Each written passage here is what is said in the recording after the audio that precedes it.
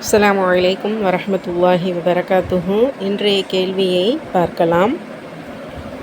எந்த பாத்திரம் பாவ மன்னிப்பு தேடும்?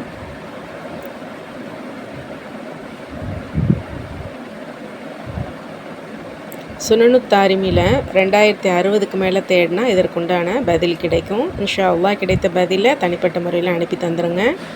நேற்று கேட்கப்பட்ட கேள்வியுடைய பதிலை தெரிஞ்சிக்கலாம்.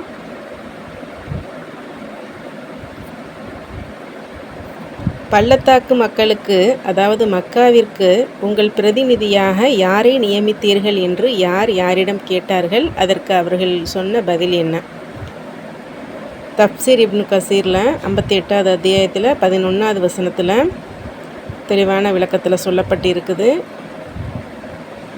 உங்களில் ஈமான் கொண்டவர்களையும் கல்வி வழங்கப்பட்டவர்களையும் அல்லாஹ் அந்தஸ்துகளில் உயர்த்துவான். மேலும் நீங்கள் செய்வதை அல்லாஹ் நன்கு அறிந்தவன். அதாவது நிச்சயமாக இந்த நற்கூலிக்கு தகுதியானவர்கள் யார் மற்றும் அதற்கு தகுதியற்றவர்கள் யார் என்பதை அல்லாஹ் நன்கு அறிவான். இமாம் அஹ்மத் அவர்கள் பதிவு செய்துள்ளார்கள். அபு அத்துஃபைல் ஆமீர் பின் வாசிலா ரலியல்லாஹு அன்ஹு அவர்கள் அறிவித்தார்கள்.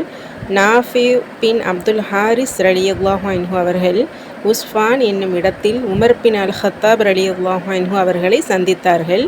உமர் ரலியல்லாஹு அன்ஹு அவர்கள் நாஃபி ரலியல்லாஹு அன்ஹு அவர்களை மக்காவின் ஆளுநராக நியமித்து இருந்தார்கள்.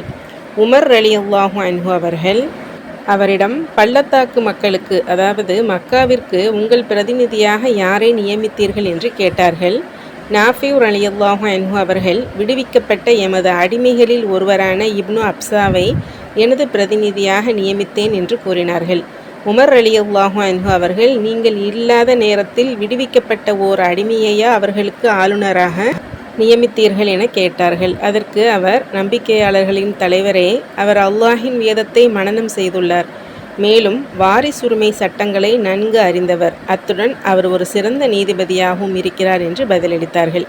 அப்போது உமர் ரலியல்லாஹு அன்ஹு அவர்கள் கூறினார்கள், நிச்சயமாக உங்கள் நபி ஸல்லல்லாஹு அலைஹி வஸல்லம் அவர்கள் கூறியுள்ளார்கள், நிச்சயமாக அல்லாஹ் இந்த வேதத்தின் காரணமாக சில சமூகங்களை உயர்த்துகிறான், இன்னும் சிலரை தாழ்த்துகிறான்.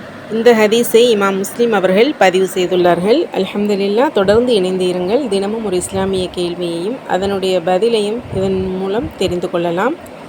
சப்போர்ட் பண்ணி, சப்ஸ்கிரைப் பண்ணி, ஷேர் பண்ணுங்கள். அல்ஹம்துலில்லாஹ். ஜஸாக்குமுல்லாஹு ஹைர். அஸ்ஸலாமு அலைக்கும் வரஹ்மத்துல்லாஹி வபரகாத்துஹு.